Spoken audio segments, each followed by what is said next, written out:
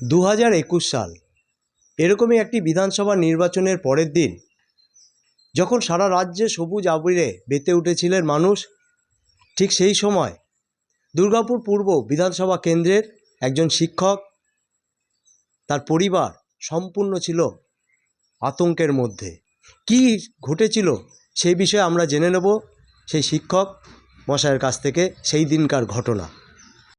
বিধানসভা নির্বাচনের ফল ঘোষণার পর প্রায় 25 দিন জঙ্গলে দিন কাটিয়েছিলেন এক শিক্ষক।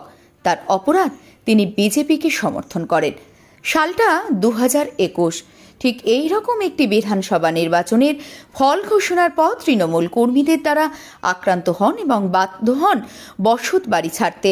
তার স্ত্রী সন্তানকে নিয়ে প্রাণে বাঁচতে আশ্রয় নেয় অন্যত্র। বিজেপি সমর্থিত শিক্ষক অনির্বাণ চক্রবর্তী নিজের প্রাণ বাঁচাতে 25 দিন জঙ্গলের মধ্যে আশ্রয় নিয়ে থাকে। পরে প্রশাসনের সহযোগিতায় বাড়িও ফেরে, কিন্তু সেই দিনের স্মৃতি আজও বয়ে বেড়ালেও আজ সেই আতঙ্ক আর নেই। দেখুন, 2021 সালে যে আমরা এইভাবে পরাজয় হবে বুঝতে পারিনি। আমার উপরে, আমি আমার ছেলেকে নিয়ে ফুটবল খেলে বাড়ি ফিরছিলাম, মাঝপথে ধরেও আমার উপরও মারধর করে, তারপর থেট হুমকি আরও মারা হবে, তারপর আমি বাড়ি ছেড়ে পালিয়ে যাই। আমরা জঙ্গলে গিয়ে আশ্রয় নিয়েছিলাম, প্রায় দীর্ঘ 25 দিন জঙ্গলে আশ্রয় নিয়েছিলাম। তারপর প্রশাসনের সহায়তায় আমরা বাড়িতে ঢুকতে পারি। এবার আতঙ্কের আর পরিবেশ কোথায়? সারা বাংলার মানুষ ভোট দিয়েছে, আজকে সারা বাংলার মানুষের জয় হয়েছে, শুধু ভারতীয় জনতা পার্টির জয় না। আজকের জয় সারা বাংলার মানুষের জয়, সকল সনাতনীদের জয়। আমরা সেই পথে যাচ্ছি না। আমাদের উচ্চ নেতৃত্ব নির্দেশ দিয়েছে আমাদের উপরে যে কেউ কোনো হিংসার পথে আমরা হাঁটবো না। আমরা বাংলায় শান্তি চাই। ওরা যেটা করছে সেটাও যদি আমরা করি তাহলে কী করে হবে? গান্ধীজির একটা কথা আছে, আখকে বদলে মে আখ হতা তো দুনিয়া আন্ধা হয়ে যাতা। তাই আমরা চাই না হিংসার বিরুদ্ধে প্রতিহিংসা করা। আমরা চাই এলাকায় শান্তি শৃঙ্খলা বজায় রাখুক। আমি রীতিমতো কাকসা আইসিকে ফোনও করেছিলাম এলাকায় যেন শান্তি শৃঙ্খলা বজায় থাকে তার জন্য। অবশ্যই দেয়, এখনও সেই ভয় কাজ করে যে ওইরকম যেন আর কারোর সাথে না হয়, যে আতঙ্কটা আমরা পেয়েছি।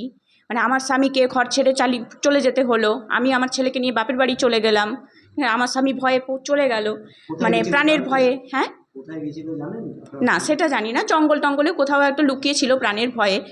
এই যে এইভাবে অ্যাটাক হয়েছিল, সেই সবারই একটা প্রাণের ভয় থাকে, সেই ভয়ে বাড়ি ছাড়তে বাধ্য হয়েছিল। হ্যাঁ, আতঙ্ক ছিল, কারণ আমার বাড়ির সামনে কিছু ছেলে বোম ফাটানো, কিছু তৃণমূলের ফ্ল্যাগ সে বাড়িতে ঢুকিয়ে দেওয়া, যে একটা ভয়ের কাজ করছিল। তো অভিষেক বন্দ্যোপাধ্যায়ের মুখেও শুনেছি যে হুমকি যে দিয়েছিলেন যে ডিজে বাজবে, বিজেপির ঝান্ডা লাগানোর লোক থাকবে না, এরকম যে হুমকি থ্রেট উনি দিয়েছিলেন। তো সেই আতঙ্ক একটা ছিল মনের মধ্যে। ফল ঘোষণার পর সেই আতঙ্কটা ফল ঘোষণার পর আতঙ্কটা কেটেছে, মোটামুটি ভয় যে পেয়েছিলাম সেই ভয়টা দূর হয়েছে। মানে আমরা শান্তিমতোভাবে বাড়িতে থাকতে পারছি। শান্তি শৃঙ্খলা বজায় থাকুক, এটাই চাইবো। আর যাতে সুরক্ষা থাকে, ভালো প্রোটেকশন তারা পায়, রাস্তাঘাটে নিশ্চিন্তে বেরোতে পারে, সেই দিকটা যেন ভালোভাবে হয় সেটাই চাইবো। শুধু শাসক দল নয়, সকলেই চাইছে একটা আতঙ্ক মুক্ত যেন রাজ্য হয়। কারণ দীর্ঘদিন মানুষ যে অভিজ্ঞতা নিয়ে রয়েছে সেই অভিজ্ঞতা থেকে যেন একটা বড় পরিবর্তন হয়। সেই কারণেই হয়তো রাজ্যের মানুষ পরিবর্তন করেছে, নতুন সরকার নিয়ে এসছে। দুর্গাপুর থেকে সুভাষ দাস, সারা বাংলা দর্পণ।